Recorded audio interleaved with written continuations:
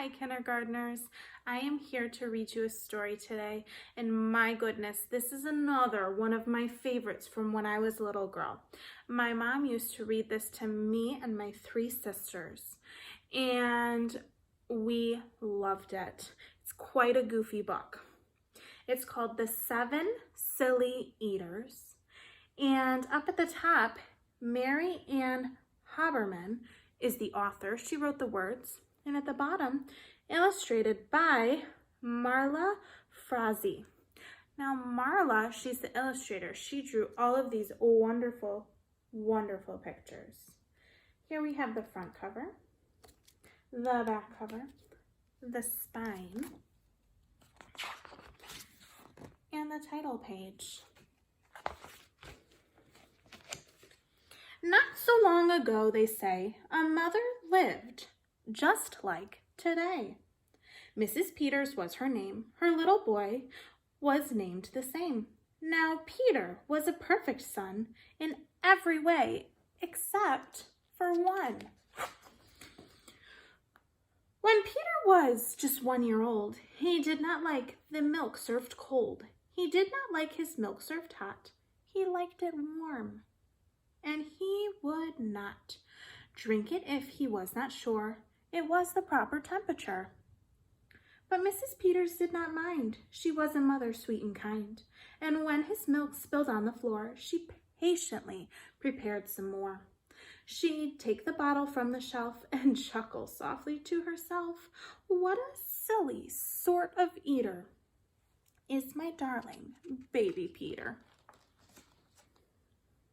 When Peter had not yet turned 2, another baby, sweet and new, was born, dear Lucy, small and fair, with big blue eyes and curly hair. But long before this child was grown, she had opinions of her own, of what she'd eat and what she'd not. She hated milk, both hot and cold, and warm was worst of all.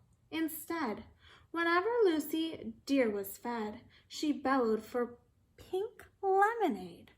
Not from a can, oh no, homemade.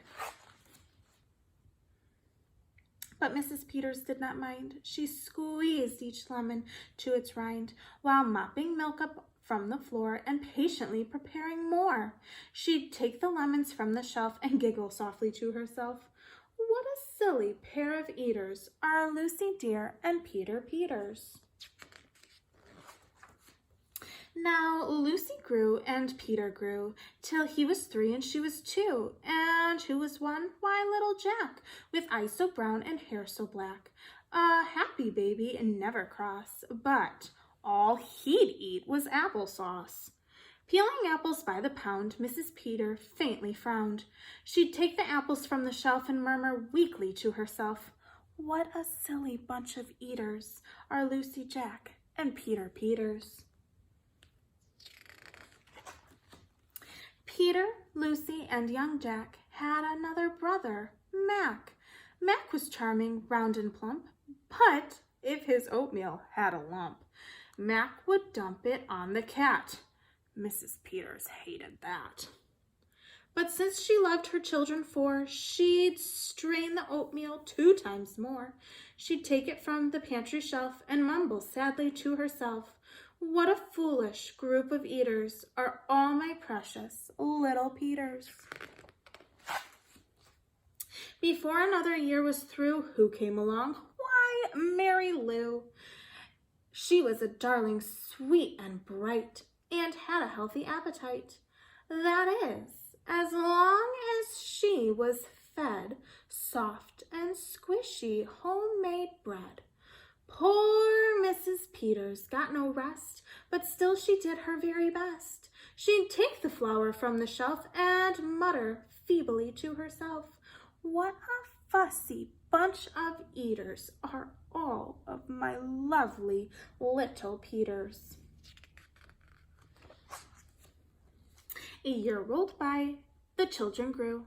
They really are a splendid crew, sighed Mrs. Peters, pinning pins and diapering her brand new twins. Little sisters, quick and smart, impossible to tell apart. But Flo liked poached eggs, Fran liked fried. If she mixed them up, they cried. Tired to the very bone, Mrs. Peters groaned a groan.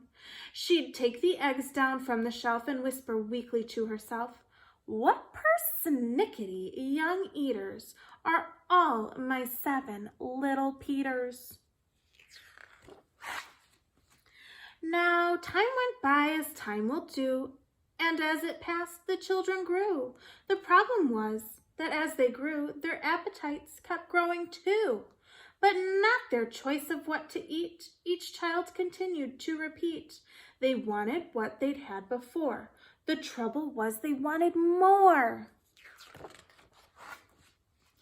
Creamy oatmeal, pots of it. Homemade bread, lots of it. Peeling apples by the peck, Mrs. Peters was a wreck. She wiped her brow and heaved a sigh. Another year was passing by. In fact, she realized with sorrow her birthday would arrive tomorrow. Drearily, she shook her head and wearily went up to bed. She thought the children had forgot her special day, but they had not. At the crack of dawn, they all began to carry out their secret plan. Mrs. Peters would be fed a birthday breakfast in her bed, a breakfast made of all the foods that kept them in such happy moods.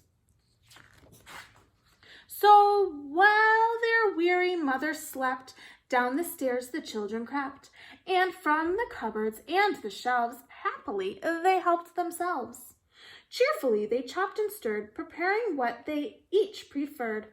But despite the pains they took, since nobody knew how to cook, to measure things or make them hot, the more they tried, the worse it got.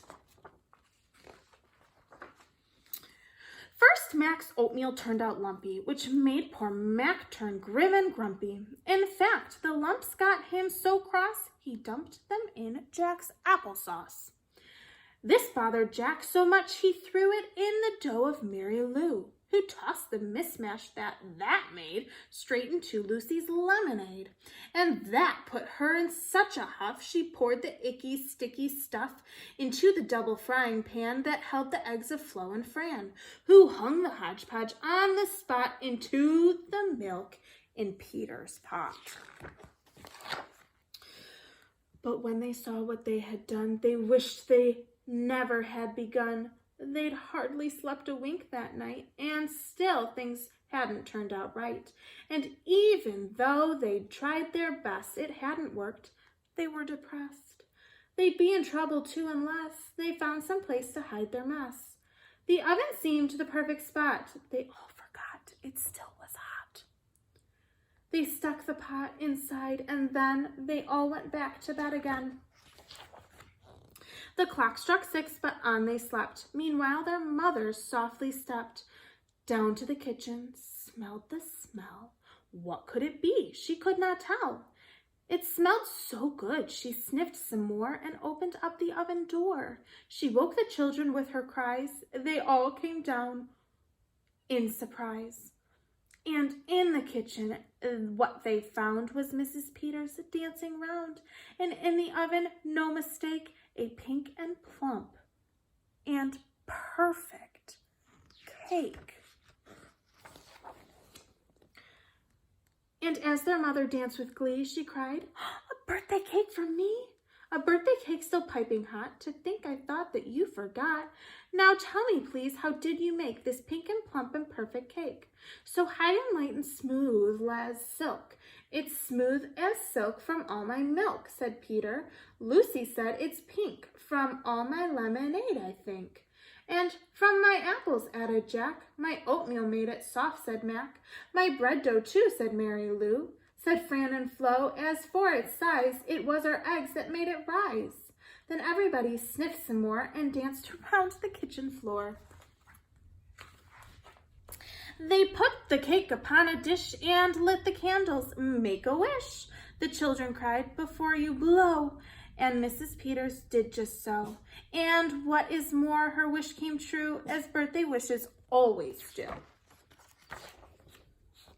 And from that day to this, 'tis said, the Peters family all is fed. A single simple meal, just one, a meal that's good for everyone. A meal on which they all agree, made it from their secret recipe.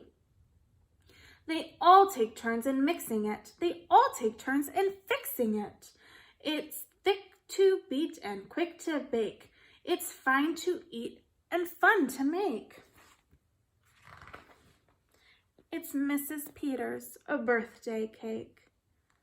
My goodness, they all worked together and created something really cool. Is there anything that you and your family really like to eat at your house? I hope you enjoyed the story.